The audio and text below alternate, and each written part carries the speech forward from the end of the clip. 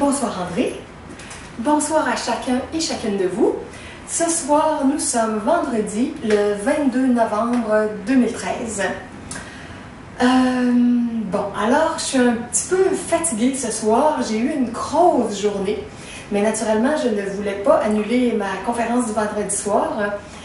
Je suis un peu dans du classage, du ménage, de toutes sortes de choses qui est relié aux choses de ma fille qui a maintenant presque 14 ans. Et on avait des vieilles choses qu'on avait gardées. En tout cas, on a fait un grand ménage. On avait des choses à les porter aux grandes vidanges. On avait des jouets à donner, des toutous. Là, André, quand il est arrivé tantôt, lui a une voiture, moi, j'ai pas de voiture. Je lui ai montré 4 sacs de toutous qui avaient été accumulés. Certains qui étaient déjà dans des sacs depuis des années, on s'était pas défait. Alors, André va partir avec mes sacs, puis il va aller les porter c'est Renaissance, hein, que tu disais, ouais. Renaissance qui recueille les livres, les toutous, des jouets, certaines choses. Bon, alors, c'est ça, j'ai eu une grosse journée de classage, ménage, nettoyage et tout, mais je me sens bien parce que c'est comme si, en même temps, ça fait du ménage dans ma tête, à l'intérieur de moi, bon. Puis on a gardé pour ma fille juste les choses qui tenaient vraiment, vraiment à cœur, là, ça, on les a gardées, on a fait une petite sélection spéciale. OK, alors je commence avec quelques petits messages avant la conférence de ce soir qui va traiter de notre lien avec la Mère divine ce soir. Je vais parler de ça. OK, donc dans les messages spéciaux, je veux d'abord dire que j'ai réouvert mon service de relaxation énergisante cette semaine parce que comme je disais que je voulais dynamiser tout le côté financier avec tout ce que j'ai expliqué dans la semaine précédente, j'ai décidé de réouvrir mon service de relaxation dans une ambiance naturiste. Donc, vous pouvez trouver les détails sur tout ça dans une nouvelle section web que j'ai fait, à vrai dire, pour la mettre à jour comme il faut. C'est la section relaxation énergisante, qui est la 3e section du menu à gauche sur mon site Programme du 3e millénaire. Je vais marquer ça en dessous de la vidéo comme toujours. Donc, c'est les www.everyoneweb.fr// programme du 3e millénaire, 3 en chiffres, 3e millénaire, donc dans la section relaxation énergisante. Et ça, c'est les relaxations que j'offre dans 3 positions, assis, étendu et debout, ou assis, couché, debout. Assis pour toute la relaxation de la tête, la nuque, la boîte crânienne, le visage et le cou. Étendu pour toutes les parties ventrales et dorsales du corps. Et debout pour se regrander tout doucement, avoir un petit temps de transition après une relaxation profonde avant de retourner dans nos activités. Et c'est toute la technique que je fais avec les accessoires pour éviter les transferts d'énergie. Donc, vous avez tous les détails sur le site, les différents accessoires que j'utilise pour faire circuler l'énergie, pour aider à relaxer chacune des parties du corps. Bon, alors ça, c'est pour OK, la nouvelle activité. Ensuite, je suis en train de préparer un nouveau cycle de 3 conférences spéciales pour le mois de décembre et ça n'aura pas lieu ici chez moi. Ça va être des conférences que je vais offrir à une librairie que j'aime beaucoup à Montréal et ils viennent juste de tout rénover une pièce à côté de la librairie qui est une belle petite salle de conférence qui peut accueillir à peu près 40 personnes maximum. Alors ça, vous allez trouver l'information sur les 3 conférences du 6, du 13 et du 20 décembre, qui sont aussi des conférences contribution volontaire ou gratuites. Si les gens sont très, très serrés financièrement, c'est gratuit. Si les gens veulent faire un don pour moi, pour les projets, bien, c'est avec don à la fin de la soirée. Et ça, vous avez ça sur mon site du Havre de Paix, everyoneweb.fr// Havre de Paix. Et peut-être pas au milieu de la page, là, mais vers le milieu, vous allez avoir l'annonce des 3 conférences en décembre. Naturellement, ça va être lié à Yeshua. En tout cas, vous verrez les différents thèmes en allant voir le site web. OK. Après ça, j'avais un petit message spécial aussi au sujet d'une femme qui m'a écrit un beau message et qui m'a envoyé les coordonnées de son site web parce que c'est une artiste. Elle fait de très, très belles peintures. Elle fait des poèmes qui accompagnent ses peintures. Il y a certaines sculptures. Donc, je vous donne son site web si vous voulez aller le visiter. Elle s'appelle Viviane et c'est les www.missivia.fr. MISSIVIA OK, alors un petit coucou à toi Viviane et merci beaucoup pour tes très très belles œuvres que tu fais et que d'autres personnes pourront découvrir prochainement. OK, ensuite je voudrais mentionner 2 dons aussi que j'ai reçus cette semaine. Il y a David qui m'a fait un don de 55 $ et il y a entre autres 30 $ que j'ai pris sur ça pour payer un cours mensuel de piano sur le web que j'ai. J'avais commencé ça au début de 2013 et avec ma situation financière plus difficile un peu au courant des derniers mois, je ne renouvelais pas mon cours. C'est facultatif. À chaque mois, on peut refaire notre paiement. Et c'est ça, ça me coûte 30 $ par mois. Et là, je l'ai jusqu'au 20 décembre. Ce qui veut dire que s'il y a des gens qui viennent utiliser les instruments de musique, qui veulent utiliser le piano électronique, on peut aussi mettre mon iPad sur le dessus du piano et vous avez accès aux cours en vidéo. C'est la méthode Bernachon. Je vous donne le site, c'est les www.méthode-bernachon.fr. C'est Frédéric Bernachon, un pianiste de renom européen qui donne aussi des cours et qui a mis tous ses cours ses cours, pas avec des élèves live, là, mais il a fait des cours en vidéo et ça me touche beaucoup parce que moi, en psychologie, je fais des cours, mais lui, il les fait en musique et moi, j'ai pris les cours de débutant, donc je suis rendue, je pense, à la 25e leçon, quelque chose comme ça, en tout cas. Alors, je partage mon cours avec les gens si vous venez utiliser le piano et que vous faites un don pour la session de musique, tel que j'en ai parlé la semaine passée. Donc, merci David pour ça. Et j'ai reçu un don aussi d'Éric qui m'a envoyé 100 $. Alors, ça m'a permis encore une fois de payer un de mes gros comptes. Merci beaucoup Éric, c'était très, très, très précieux. Et c'est amusant aussi parce que c'est des personnes que je ne connais pas vraiment. Ce pas des gens avec qui j'ai eu beaucoup de contacts, mais des gens comme parmi vous, certaines personnes qui ne m'ont jamais écrit, mais qui me suivent, qui apprécient ce que je fais et qui à un moment donné, comme ça, font un don du cœur. Alors, comme je vis uniquement avec les dons dans tout ce que je fais, merci beaucoup, beaucoup. OK, alors voilà, j'ai terminé les messages du début. Je vais maintenant rentrer dans ma conférence de ce soir. Je me demandais si j'étais pour la faire avec ma feuille ou si j'étais pour la faire juste live comme ça. Mais comme je suis plus fatiguée ce soir, je pense que je vais prendre ma feuille. J'avais fait une liste de 22 points. J'en ai parlé lors d'une autre vidéo. J'avais comme résumé, ça vient de discussions en profondeur qu'on a eues avec des amis dans mes activités de psychologie l'après-midi. Et on avait discuté de tout ça ensemble. Et j'avais remis mes notes un peu au propre de tout ce que j'avais noté. Puis ça faisait une séquence de 22 points reliés à la Mère divine. Alors, attendez un petit peu que je retrouve ma bonne page reliée à tout ça. OK. L'idée, c'est que comme j'ai expliqué dans d'autres vidéos, dans notre champ mental, la conception qu'on a de la Mère divine ou du Père divin, ça l'influence beaucoup par la suite qu'est-ce qu'on peut aimanter dans notre vie comme relation féminine ou masculine, que ce soit un conjoint ou une conjointe, que ce soit les parents qu'on a aimantés ou qu'on a sélectionnés, les âmes avec lesquelles on a voulu former une famille, être dans la famille d'eux, si on parle de nos parents.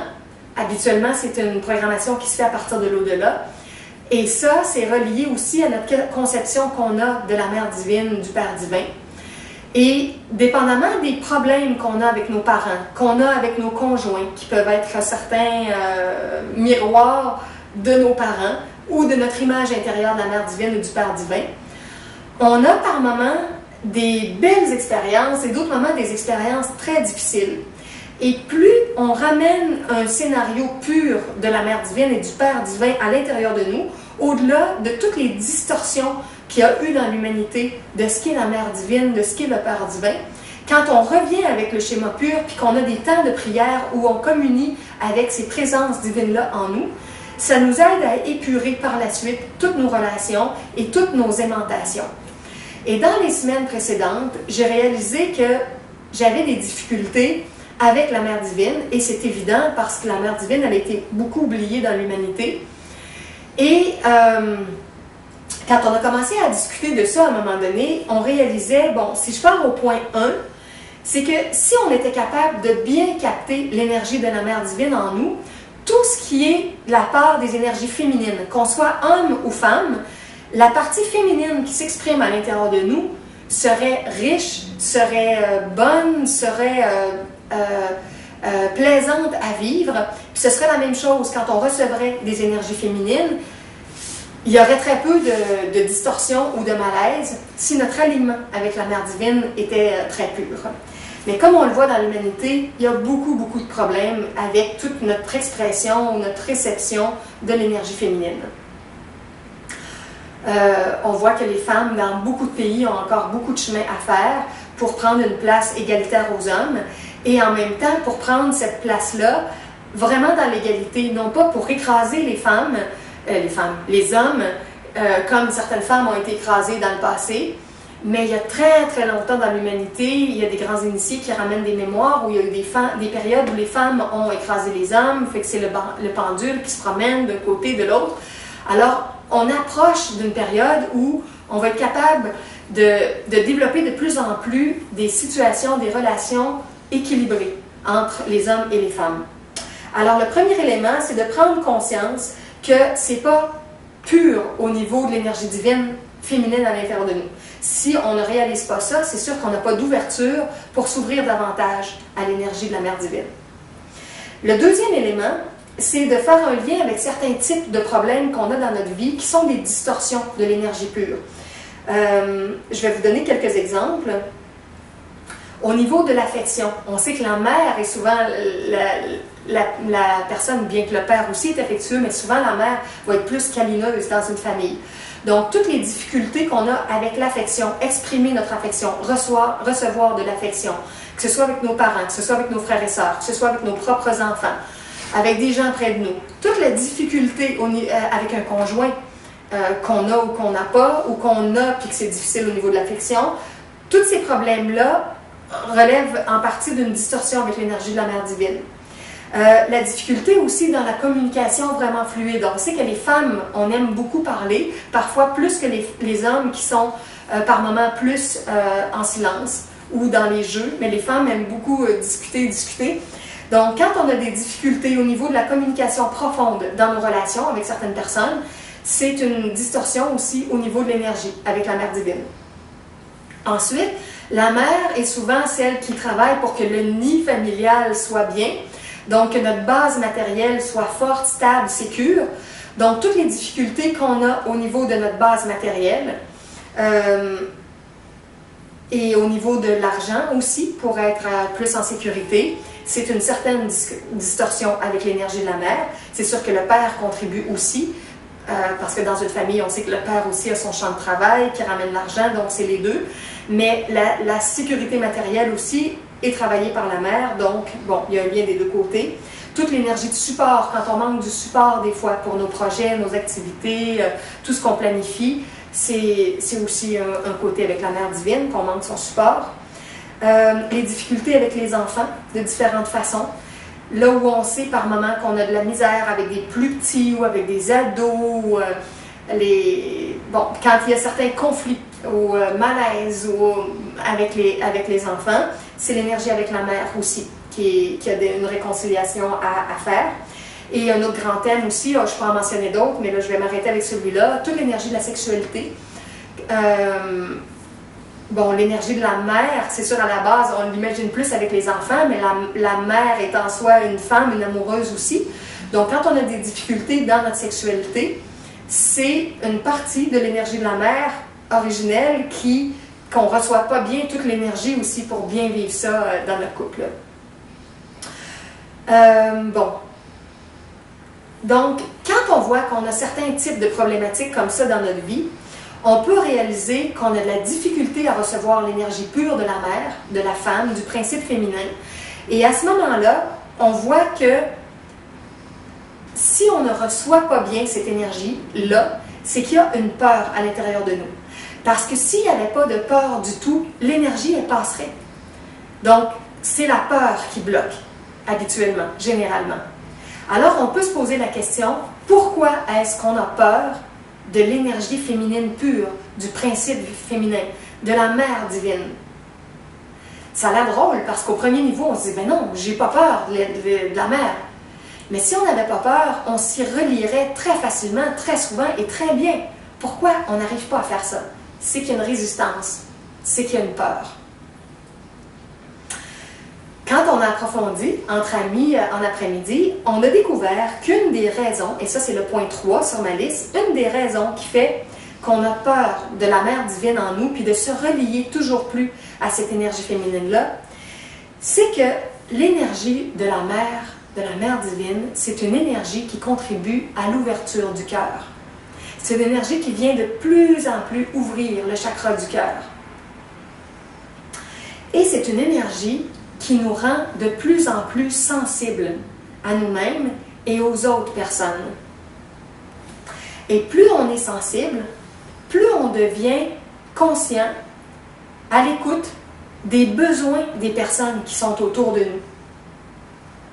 Et là, ça devient comme un appel pour nous de pouvoir aider davantage des gens qui sont dans notre entourage parce qu'on ressent davantage ce qu'ils vivent. Moi, par exemple, je sais que j'ai des distorsions avec l'énergie de la mère divine, mais je sais que je la capte quand même beaucoup aussi depuis longtemps. Et c'est cette énergie-là qui me, en partie, c'est toujours plus complexe, mais qui me pousse beaucoup à apporter mon aide aux gens, puis à faire le bénévolat que je fais en spiritualité. Parce que je suis en contact avec la souffrance de beaucoup de gens que je peux ressentir, et je suis capable de faire une différence entre leur souffrance et mon énergie. Des fois, je ne suis pas dans le même degré de souffrance que certaines personnes que je rencontre ou qui m'envoient des messages ou qui me parlent, mais je suis consciente de leurs difficultés, puis de leur blocage et de leur malaise et tout ça. Et ça devient naturel de vouloir apporter une compréhension, des solutions, de l'aide de différentes façons. Mais ça part vraiment de l'ouverture du cœur. Si on se referme, puis qu'on est tout entouré d'une carapace, puis qu'on ne ressent plus rien, c'est sûr qu'on ne peut pas aller vers les gens pour communiquer, pour s'entraider, pour partager nos ressources, nos connaissances. Alors, toute l'énergie de la mère, elle va vraiment travailler pour cette ouverture-là.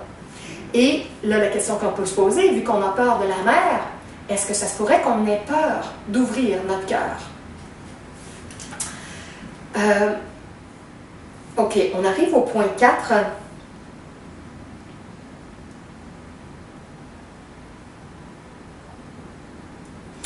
Bon, je les ai mélangés un petit peu dans mes explications. Dans le fond, le point 4, ce que j'avais mis, c'est que la nuance qu'on pourrait faire, c'est que, dans le fond, on est invité à demander l'aide de la Mère divine pour ouvrir notre cœur, puis s'ouvrir au niveau de la sensibilité.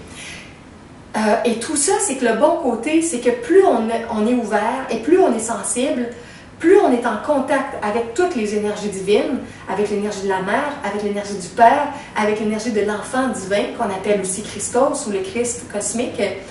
Donc, toutes ces puissantes forces-là en intelligence, en amour, en créativité, très lumineuses, pour les ressentir de plus en plus, pour que ça passe dans notre énergie, dans nos journées, ça nous prend cette connexion-là intérieure. Autrement, on est plus dans un vampirisme extérieur. On essaie de se nourrir des autres ou de toutes sortes de dépendances, de comportements externes parce qu'on prend l'énergie à l'externe au lieu de la prendre à l'interne. Mais pour bien la recevoir, on a besoin des temps de communion, de prière, de demande. Parce que, comme je le dis souvent, les forces divines à l'intérieur de nous ne transgressent jamais notre libre arbitre. Et si on ne prend pas le temps de se relier, si on ne prend pas le temps de demander et d'être assisté, on ne peut pas recevoir leur énergie de la même façon.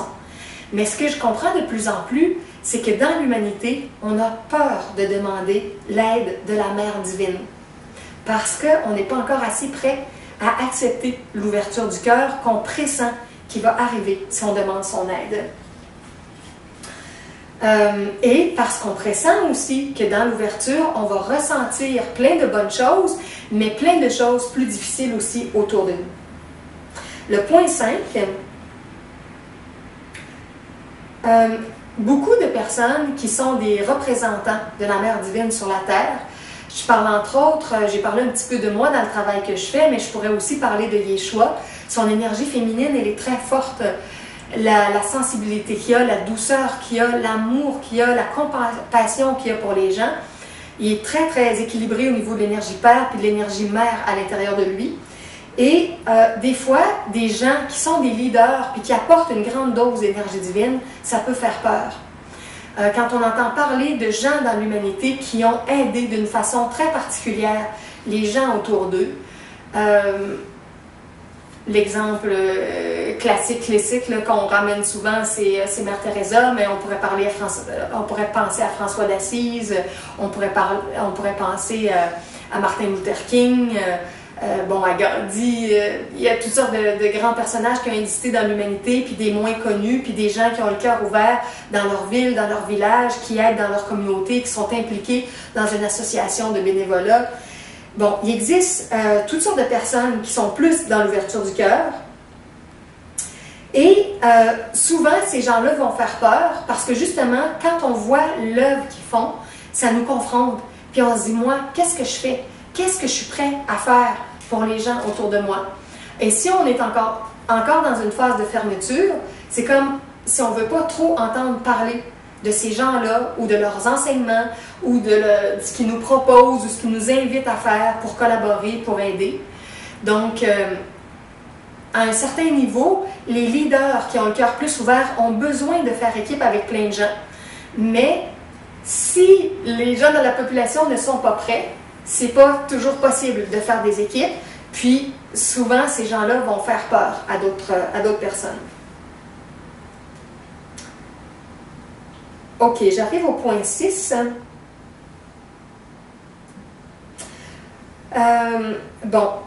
Ce qui se passe aussi, c'est que quand on parle de tout ça, cette ouverture-là, puis cette sensibilité-là pour voir comment on peut apporter nos talents, comment on peut être dans le service, comment on peut contribuer avec notre générosité de différentes façons dans notre communauté, là où on vit, des fois, on réalise qu'on a beaucoup de problèmes nous-mêmes à régler. On a des souffrances, on a des malaises, on a des peurs, on a des difficultés de toutes sortes. Et là, des fois, on va se dire, j'ai tellement de problèmes moi-même, je ne peux pas, en plus, m'occuper des problèmes des autres. Donc, c'est sûr que si on met tout le focus sur nos difficultés, on ne sera pas disponible. Puis regardez, je vais vous donner l'exemple de ce soir. Par exemple, comme j'ai eu une grosse journée puis une grosse semaine aussi, je ne vous raconterai pas toute ma semaine, mais il s'est passé toutes sortes de choses, puis j'ai pas fait du ménage qu'aujourd'hui. C'est un grand ménage qu'on fait là, depuis plus d'une semaine. Et puis dans différents garde-robes, puis en dessous de l'évier, puis dans des tiroirs, en tout cas, on était dans une période de ménage. Et si ce soir, par exemple, j'avais dit, bon, ben là, je suis trop fatiguée, je laisse tomber ma conférence, puis je partage rien avec les gens cette semaine, ben oui, je pourrais choisir ça. D'autant plus que si j'ai pas de salaire officiel pour faire ce que je fais. Mais mon lien pour partager des choses précieuses, pour, je dirais, ensemencer notre société de nouvelles énergies, de nouvelles façons de voir le monde, je trouve que c'est précieux, puis je reçois chaque semaine des messages, des témoignages de comment ça l'aide différentes personnes. Alors, à un moment donné, il faut arriver à faire fi de nos propres difficultés, de notre propre fatigue, de nos propres imperfections. Ne pas attendre une situation parfaite, parce que quand on attend la perfection, on ne fait jamais rien. Et y aller avec ce qu'on a de disponible, même si ce n'est pas parfait. Et de cette façon-là, ce qu'on fait, c'est qu'on ne s'occupe plus juste de notre petit jardin privé, mais on l'agrandit pour découvrir un plus grand jardin dans l'humanité. Et là, on remarque à différents endroits, à différentes échelles, là où il y a des besoins et là où on est appelé pour voir comment on pourrait contribuer. Et des fois, ça peut être un petit temps chaque jour, ça peut être un certain temps dans notre semaine, dans notre mois. Chacun peut voir qu'est-ce qu'il y a comme zone de disponibilité, mais plus il va y avoir de gens qui vont faire quelque chose par l'énergie du cœur, dans la générosité, plus il va y avoir des gens impliqués, plus notre société va se transformer, plus notre humanité va se transformer, parce que l'énergie d'amour, elle va rayonner vraiment de plus en plus. Puis, des fois, on sous-estime ce qu'un sourire, une parole, un petit service, une porte ouverte, quoi que ce soit qu'on peut faire des fois pour rendre service à quelqu'un, comment ça peut alléger un peu la vie de cette personne-là. Et un service, un autre, ici et là, s'il y a comme une chaîne d'entraide à toutes sortes de niveaux, au niveau plus psychologique ou au niveau physique, ça allège le poids de la vie pour tous les gens un peu partout, plus il y a des moments d'entraide. J'arrive au point 7. Le point 7, c'est l'élément du paradoxe. Tantôt, quand j'ai mentionné que quand on est tellement préoccupé par toutes nos souffrances et nos problèmes, puis qu'on se dit « j'ai pas de disponibilité pour aller aider d'autres personnes », il y a un grand paradoxe dans ça, parce que pour régler nos propres problèmes, au départ, avant même de penser de régler ceux des autres, ça nous prend plus d'amour. Parce que si on a des problèmes en ce moment, c'est qu'on a manqué d'amour justement dans notre façon d'être. Et parce qu'on a manqué un peu d'amour, on a vécu des conflits avec certaines personnes.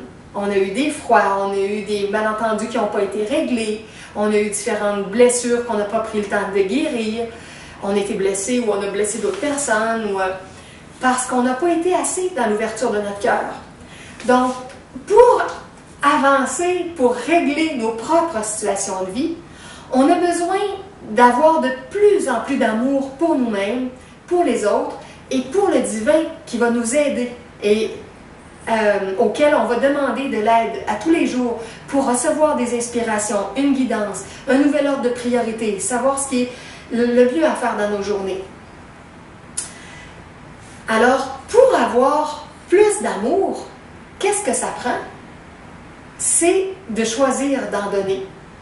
Parce que l'amour, c'est une énergie qui circule, c'est une énergie qui s'exprime. Des fois, on dit, on reconnaît un arbre à ses fruits, avec la façon dont on arrive à faire quelque chose de bon, là où on voit qu'on a des capacités, des talents, une possibilité de contribuer. Alors ça, c'est notre énergie d'amour qui rayonne. Plus on va la laisser rayonner, plus ça va rejoindre des gens et par la loi d'attraction, ça va nous attirer un retour qui va être dans la même vibration et qui va nous apporter une forme de guérison.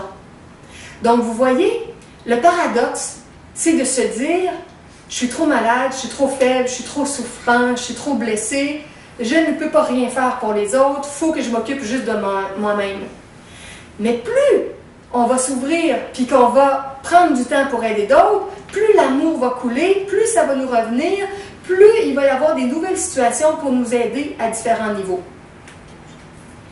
Alors, ça fait en sorte que c'est vraiment important de sortir de notre petit cocon, même si on a l'impression qu'on est débordé par notre propre situation, et de faire abstraction un peu de nos difficultés et limitations actuelles pour s'ouvrir, déclencher toute une nouvelle énergie avec laquelle on va avoir des retours, et ça va nous aider à transformer notre vie. J'arrive au point 8, et je fais un lien maintenant avec toute l'énergie de souffrance dans notre vie, avec la maladie, et c'est le même raisonnement que j'ai expliqué au point 7. Une personne qui est malade va dire « je suis tellement malade, je suis tellement mal en point, je manque d'énergie, comment est-ce que je pourrais aider d'autres personnes? » Et c'est le même problème. Si on est malade, si on est en manque de vitalité, si on est en manque de bonne énergie, c'est parce qu'on était trop fermé. C'est parce qu'on n'est pas arrivé à se pardonner ou à pardonner à d'autres personnes. C'est parce qu'on a gardé du jugement, de la critique envers nous-mêmes, envers d'autres ou avec le divin. Il y a eu des manques dans notre amour de nous, des autres ou de Dieu. Et ces manques-là ont créé des faiblesses à différents niveaux qui nous ont fait développer différents types de dépendances, de problématiques, et ça a attiré des maladies dans notre vie. Alors, si on veut sortir de ce cercle vicieux-là, c'est la même chose. Il faut recevoir de plus en plus l'énergie de la Mère divine qui va ouvrir notre cœur, notre sensibilité, pour aller échanger davantage avec d'autres. Et c'est pour ça, j'en ai déjà parlé dans d'autres conférences, que l'une des meilleures façons de se guérir, c'est d'aider les gens à se guérir. c'est de trouver des moyens pour aider les gens avec les outils qu'on a, avec ce qu'on a compris, avec la psychologie qu'on a, pour leur donner des pistes et les aider. Et plus on va comprendre le parcours qui fait qu'une personne se transforme sa vie, fait d'autres choix, plus on va parler de ça, on va partager ça, plus on va le comprendre pour nous. En le comprenant plus, on va l'appliquer de plus en plus. Et plus on va l'appliquer dans notre vie, mieux on va être pour le partager, pour l'enseigner. Alors encore là, ça fait l'espèce de huile d'énergie d'abondance qui part de nous, qu'on donne à d'autres, ça nous revient, on comprend plus, on peut mieux expliquer. Alors, si vous êtes malade, la première chose qui sera à faire, c'est d'aller aider des gens malades en essayant de leur expliquer ce que vous savez de mieux. Et ça va se raffiner toujours plus. Puis plus vous allez comprendre tout ça, mieux vous allez aider et mieux vous allez l'appliquer dans votre vie. Et vous allez vous guérir en aidant les gens à se guérir. Alors, l'énergie de la Mère divine, elle nous aide et elle aide les gens en même temps. J'arrive au point 9. Une autre façon d'ouvrir notre cœur, de s'ouvrir à l'amour, c'est de s'intéresser à tout ce qui est les projets humanitaires, les projets communautaires et toutes les formes de bénévolat à petite, moyenne ou grande échelle. Dans les discussions, récemment, il y a une personne qui était présente qui parlait qu'elle avait déjà collaboré dans des projets humanitaires, puis qu'elle était allée dans une région, entre autres, où il y avait plusieurs personnes dans un pays qui étaient atteintes du sida. Et à travers l'aide que les gens sont venus apporter dans le projet humanitaire, la joie qu'ils apportaient, l'amour qu'ils apportaient, l'énergie de bienveillance, de support, d'aide à une réorganisation, il y a tellement d'amour qui a été apporté dans la communauté. Les gens ont tellement ressenti la nouvelle énergie qu'il y a différentes personnes qui ont commencé à guérir du sida, juste parce que toute leur énergie changeait, leur taux vibratoire montait et que par une vibration plus haute, il y a un feu intérieur qui nous habite, qui vient brûler des énergies comme plus malsaines, qui vient transformer des énergies en nous, mettre de la lumière dans notre structure multidimensionnelle, et il y a eu des guérisons spontanées.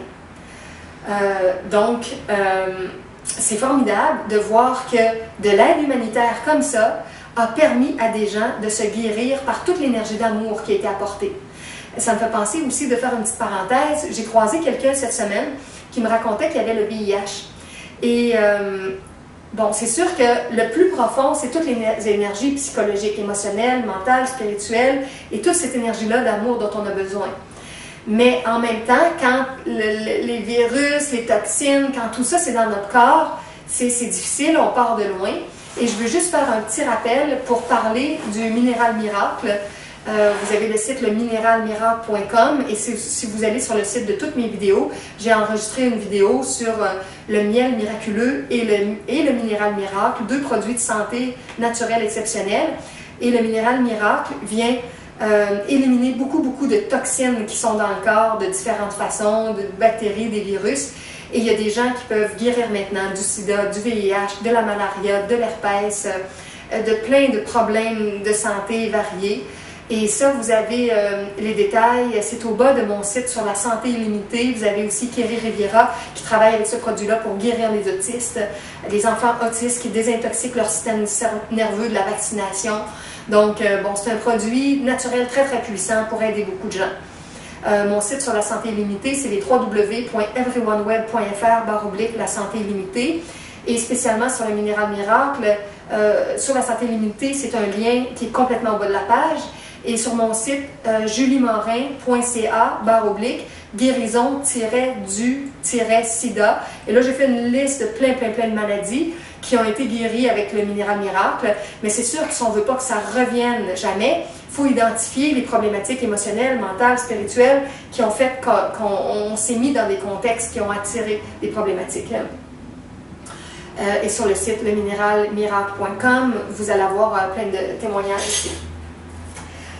OK, donc ça, c'était tous les projets humanitaires, l'énergie d'amour. On rentre au point 10. À travers les projets humanitaires, les projets communautaires, le bénévolat, ce qui est important de comprendre aussi, c'est qu'il y a différents niveaux d'aide qu'on peut apporter. Une aide qui est plus matérielle, une aide qui est plus psychologique, une aide qui est plus spirituelle. Et toutes les façons d'aider travaillent pour ouvrir notre cœur parce qu'on est de plus en plus sensible aux gens qui ont des besoins et on essaie de comprendre comment on peut les aider à combler leurs besoins.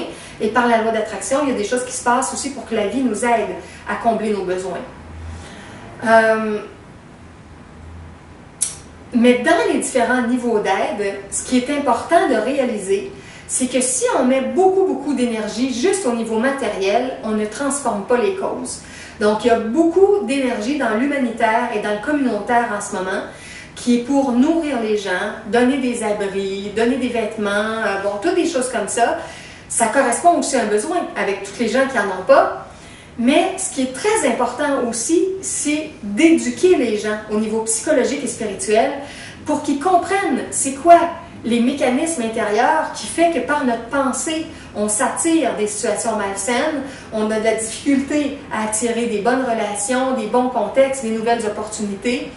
Alors, plus on transforme notre psychologie, plus ça va attirer des nouvelles énergies sur le plan physique. Je pense à quelqu'un qui m'écrit un courriel aujourd'hui et qui me disait qu'il avait lu un texte, c'était de qui donc?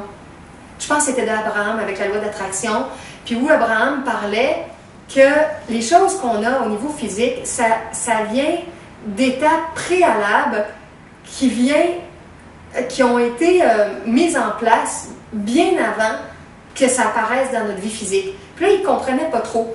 Puis il me disait, est-ce que tu veux m'expliquer ce passage-là? Puis il m'avait cité un petit paragraphe du livre. Puis je lui ai rappelé le fait qu'on est une poupée russe, qu'on est une structure multidimensionnelle et que tout commence dans le subtil et se manifeste ensuite dans le dense. Alors plus on enseigne ça aux gens, plus les gens comprennent comment ils doivent nourrir les parties subtiles de leur être pour qu'il y ait des changements au niveau physique. Alors la séquence, si je la redis en résumé, au niveau atmique, c'est notre esprit divin d'intelligence universelle et intuitive. Cette dimension-là vient vitaliser la dimension psychique qui est notre âme divine au niveau de l'énergie d'amour pur. Cette dimension-là vient vitaliser la dimension causale qui est notre âme humaine de volonté, de créativité avec notre libre arbitre pour faire les choses plus dans l'amour et l'intelligence de l'esprit divin ou pour des raisons plus associées à nos peurs, à notre ombre. Notre âme humaine, selon les choix qu'elle va faire dans l'énergie causale, ça va dynamiser l'énergie mentale. Là, on va avoir différents types de pensées, de plans, de projets qui vont être reliés plus ou moins à l'intelligence et l'amour des plans divins ou à des motivations plus, comme je disais, de peur, de gloire, juste pour l'argent, d'insécurité, d'orgueil, bon, des choses qui ne vont pas nous nourrir à long terme. La dimension mentale ensuite va nourrir la dimension astrale qui est tout le plan émotionnel. Donc selon la façon qu'on a de penser, de voir le monde, de se voir, il y a des émotions qui vont découler dans notre vie. Et nos émotions vont entraîner une certaine vitalité qui va pouvoir s'exprimer aussi dans la sensualité, qui est une énergie qui est très près du physique.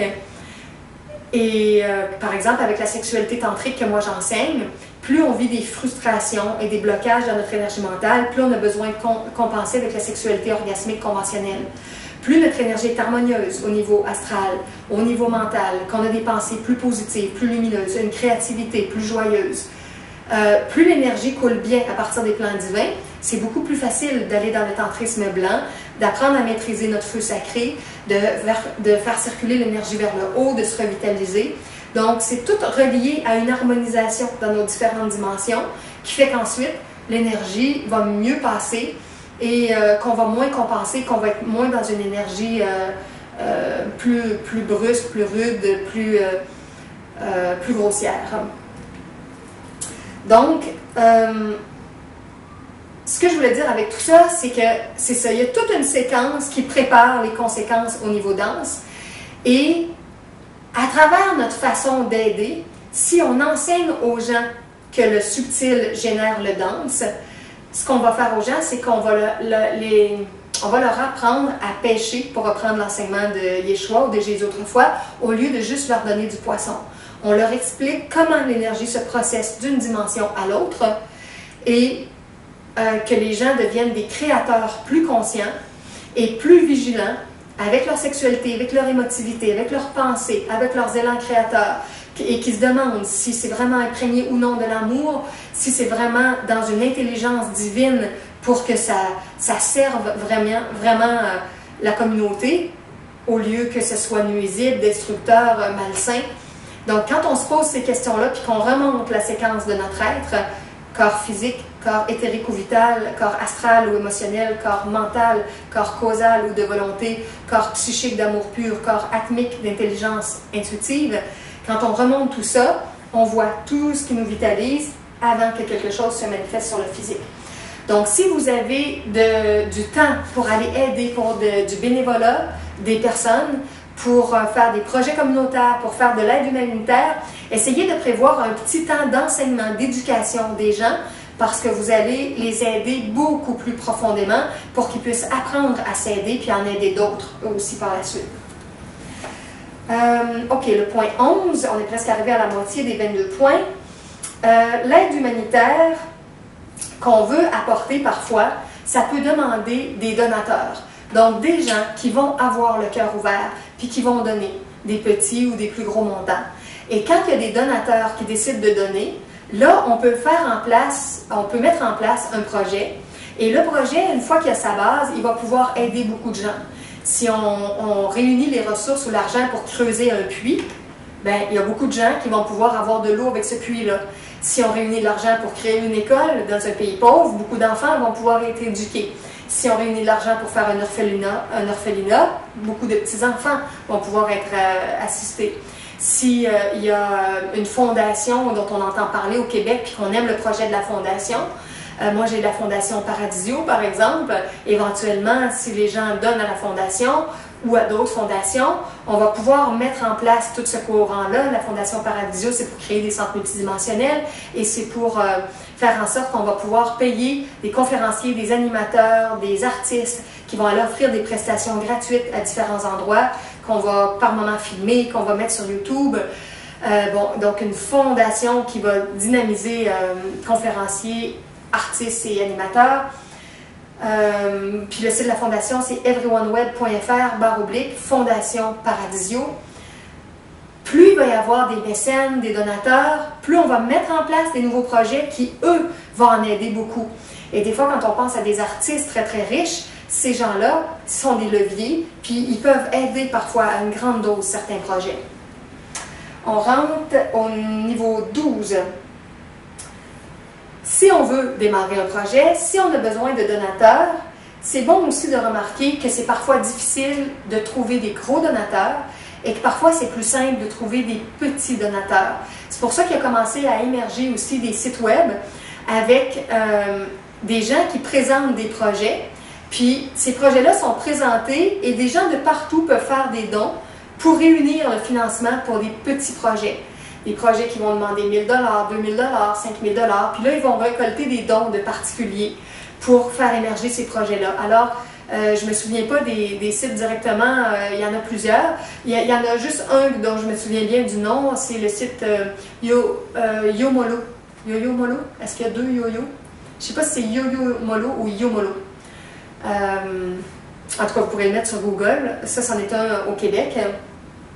Et s'il y a beaucoup de petits donateurs, beaucoup de personnes qui ont le cœur un peu ouvert et capables de donner un petit montant, ça fait une force collective. Et en plus, ce que ça fait une force d'amour, un champ d'amour qui se crée. Plusieurs personnes qui donnent, il y a toute une énergie d'amour qui aide à faire, à créer, à bâtir, à faire fleurir quelque chose. S'il y a juste une personne plus riche, c'est une énergie plus concentrée et c'est bien aussi, ça peut être un gros montant, mais plein de cœurs réunis, ça fait quelque chose de très, très précieux. On arrive au point 13. OK. Quand on pense aussi au fait d'être mis en contact avec des gens qui ont des difficultés, des fois, les gens, ils ont peur de contacter la souffrance des autres et de ne pas savoir comment les aider, quoi faire. Alors ça, c'est sûr que c'est une difficulté. Si on pense que des gens vont nous parler de certaines choses, puis qu'on va se retrouver démunis, ça peut être un frein et ça peut contribuer à ce qu'on ferme notre cœur, qu'on ne veuille pas écouter, qu'on ne veuille pas parler, qu'on ne veuille pas s'informer. parce qu'on a l'impression qu'on ne voit vraiment pas comment on pourrait aider. Alors, ce point-là, c'est juste pour prendre conscience de nos limites au niveau de la compréhension, des solutions, comment ça peut jouer pour qu'on se referme. Le point 14, c'est la suite, c'est le fait qu'on a besoin de prendre du temps pour étudier, pour chercher, pour découvrir des solutions, des méthodes, des avenues qui nous permettent d'aider des gens, que ce soit pour la santé, que ce soit pour le matériel, que ce soit pour le psychologique de différentes façons. Plus on comprend les avenues qui sont aidantes dans le monde, plus on peut les partager. Alors, moi, dans ma vie, il y a souvent une partie de mon temps dans mes journées qui est mise pour approfondir des choses, apprendre des nouvelles choses, lire des livres, écouter des conférences, écrire mon journal personnel, prier, me ressourcer, avoir un courant où je vais me nourrir de l'intérieur et avec tout ce que j'apprends, par la suite, je peux le partager en vidéo, en consultation en privé, dans des réponses par courriel, dans certains de mes textes. Donc, tout ce qu'on découvre, tout ce qu'on apprend, ensuite, on peut le partager. Alors, le point 14, c'est de devenir conscient que on a besoin de prendre du temps pour apprendre les chemins de solution, de guérison, de transformation qui existent. Et plus ils deviennent clairs, plus on peut devenir des enseignants précieux pour aider les autres. Attendez un instant, je vais juste aller me chercher une petite bouteille d'eau que j'ai oublié de m'apporter.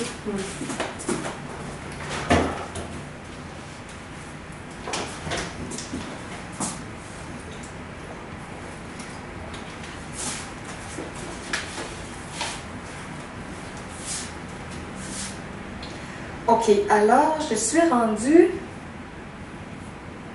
au point 15.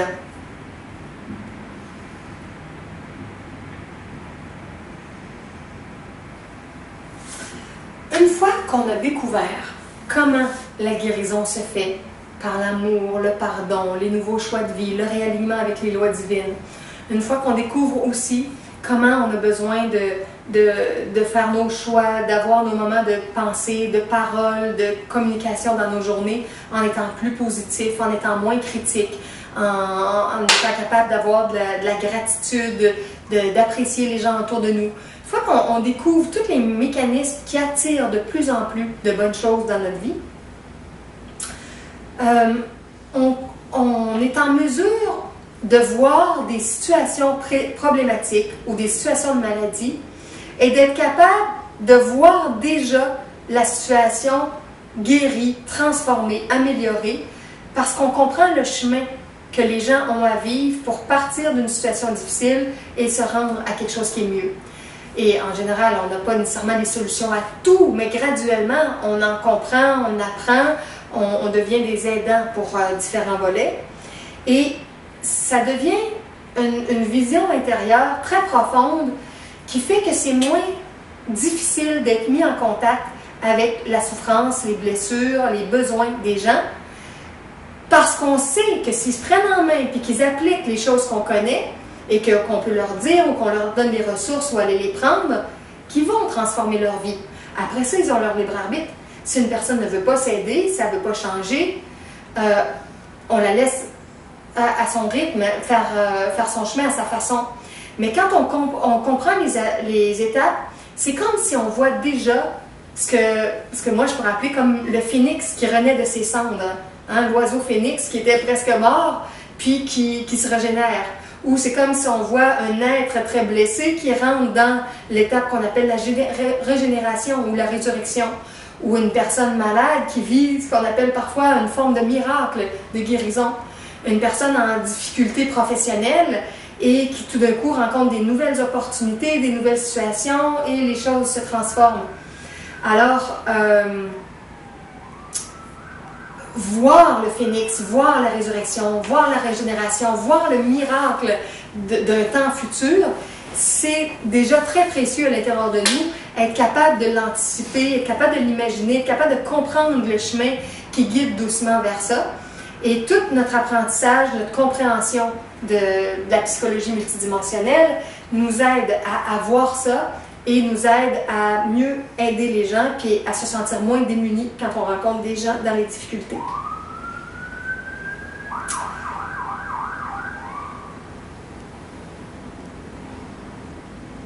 Ok, je suis rendue au point 16. Une fois qu'on entre de plus en plus dans la guérison, la transformation, dans toute l'énergie finalement de la Mère divine qui nous nourrit de plus en plus, il y a parfois une autre peur qui apparaît. C'est la peur de l'abondance ou de la plénitude. Parce que plus on est bien nourri des plans divins, plus il y a quelque chose qui rayonne, qui va bien à l'intérieur de nous, mais ce que beaucoup de gens oublient, c'est qu'on peut avoir peur de cette énergie-là. Et pourquoi on a peur? C'est parce que on devient comme différent des autres. Il y a beaucoup de gens malades, il y a beaucoup de gens souffrants, il y a beaucoup de gens négatifs, il y a beaucoup de gens dans le jugement, il y a beaucoup de gens qui s'écrasent et qui écrasent les autres. Et ça, c'est comme une espèce de normalité dans la société, dans l'humanité. Et si on sort de ces schémas-là de pensée, de parole, d'action, puis qu'on fonctionne autrement, on devient différent des autres. Et là, on peut avoir peur d'être très différent des autres.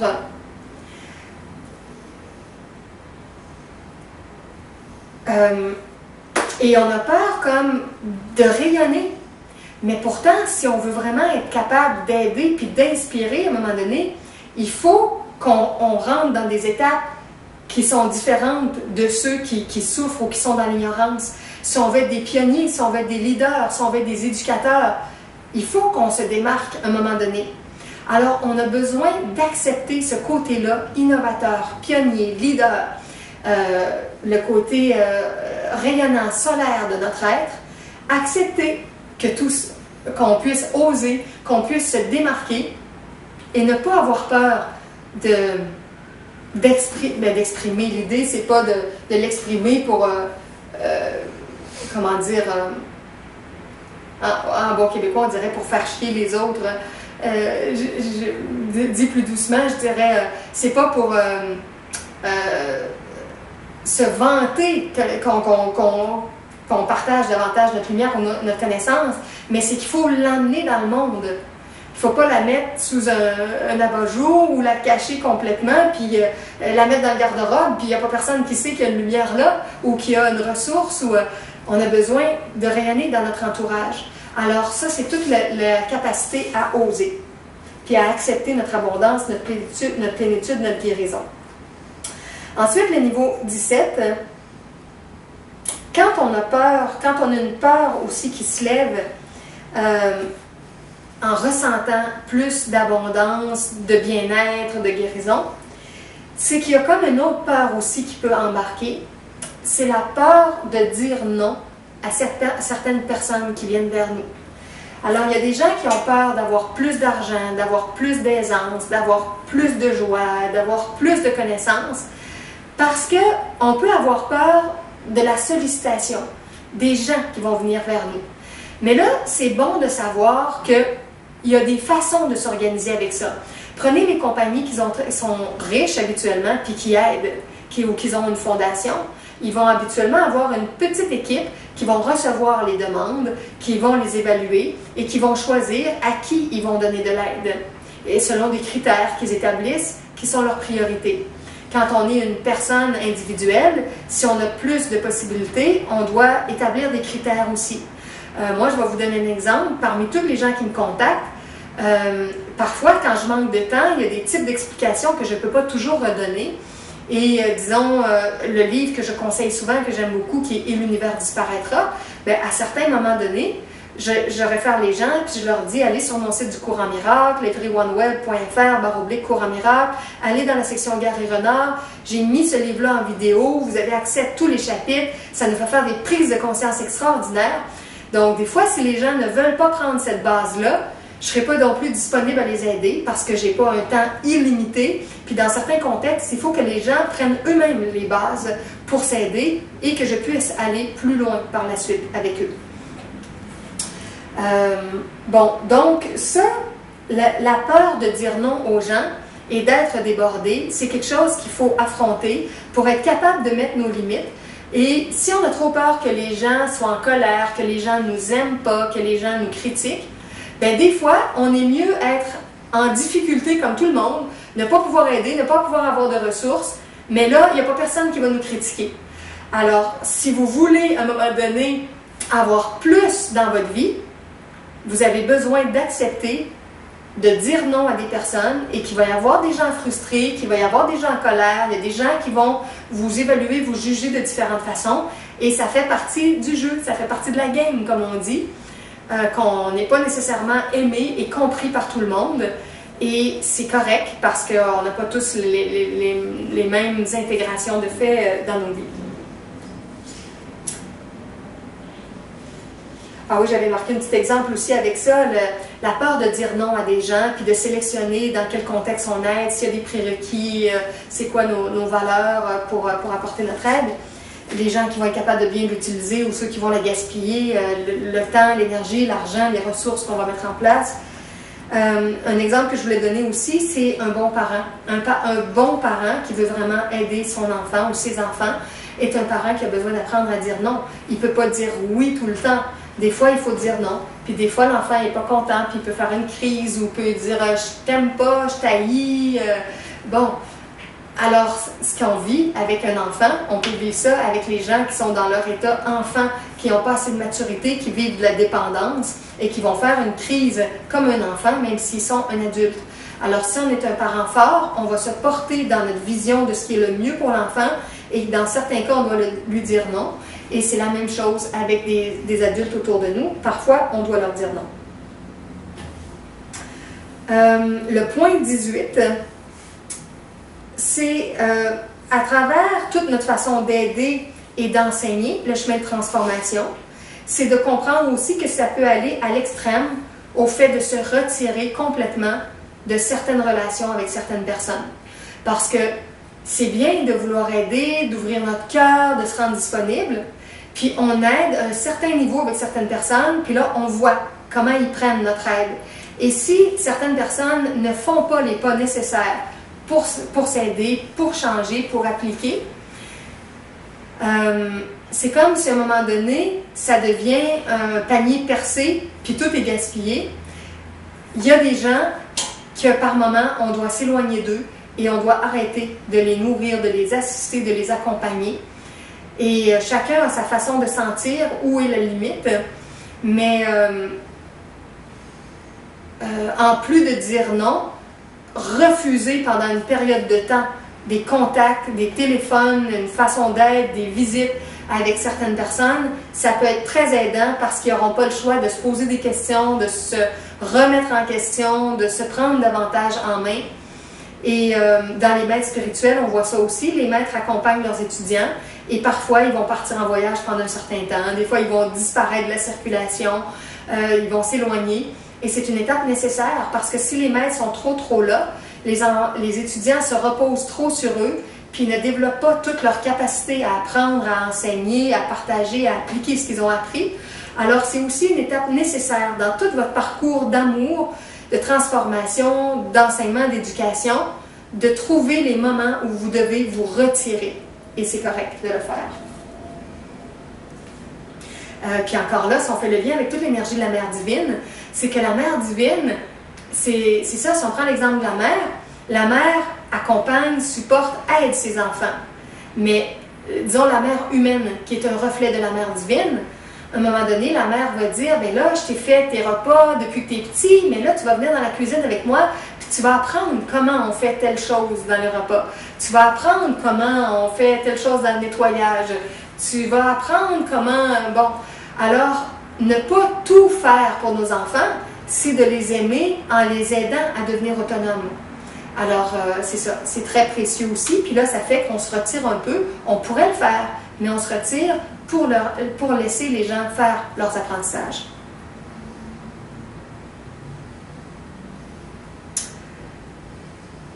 OK, on arrive au point 19. Quand on comprend tout ce que je viens d'expliquer, on comprend que,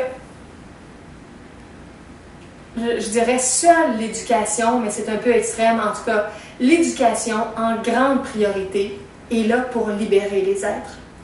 Si on n'est pas assez éduqué de la façon dont la vie fonctionne, je ne parle pas nécessairement juste d'une éducation scolaire, là, je ne parle pas de français, mathématiques, géographie, histoire, là, mais la psychologie, et ce que moi j'appelle la psychologie multidimensionnelle, la loi d'attraction, la loi de semence et de récolte, les lois de cause et conséquences, comprendre que ce qu'on met en action, ça revient, comprendre que le subtil génère le dense, comprendre que l'amour vient nous énergiser, nous vitaliser, nous guérir, puis faire fleurir nos relations. Tous ces processus-là, plus ça va être enseigné dans les familles, dans les écoles, entre amis, dans des cours, des conférences, des livres, des vidéos, plus le niveau, on pourrait dire, de conscience des gens va s'élever et plus les gens vont se transformer. Alors, l'éducation, c'est très, très, très important. Et si vous pouvez faire des choses dans votre milieu pour contribuer au niveau de l'éducation, que ce soit en parole, que ce soit par